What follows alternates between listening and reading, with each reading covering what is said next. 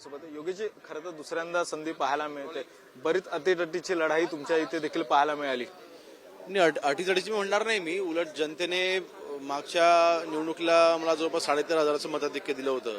यावेळेला 24,000चं मताधिक्य मिळालंय. दुसऱ्यांदा दापोली मतदारसंघामधल्या जनतेने संधी दिली आहे. विधिमंडळामध्ये पुन्हा एकदा मतदारसंघामधले प्रश्न, महाराष्ट्रामध्ये जे जटिल प्रश्न आहेत ते मांडण्याची संधी दिली आहे. नक्कीच त्याचं सोनं करून घेऊ. तळ कोकण बघायला गेलं तर अगदी पेण अलिबाग पासून ते खाली सिंधुदुर्गापर्यंत सगळ्या जागा या माहितीच्या आलेल्या आहेत.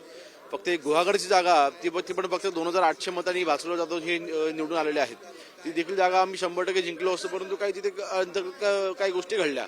म्हणजे एकंदरीत कोकण म्हणजे शिवसेना हे समीकरण पुन्हा एकदा सिद्ध झालंय. आणि मला वाटतं ह्याच समीकरणाच्या आधारे आता येणाऱ्या मुंबईच्या महानगरपालिकेच्या निवडणुकीमध्ये देखील आम्ही नक्कीच विजय मिळवू. जनतेने एकदा विकास करण्यासाठी आम्हाला पुन्हा एकदा निवडून दिलेला आहे. व्हिडिओ राकेश, गणेश.